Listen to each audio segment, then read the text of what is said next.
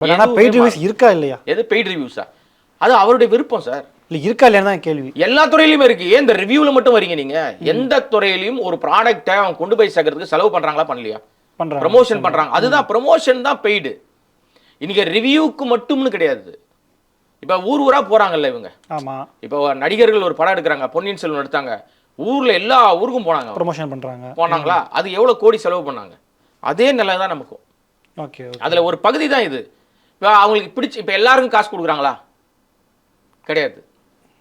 பேசுற எல்லாரும் பணம் கொடுக்குறாங்களா? கிடையாது. இப்போ பேசுற எல்லாரும் பணம் வாங்குறாங்களா? கிடையாது.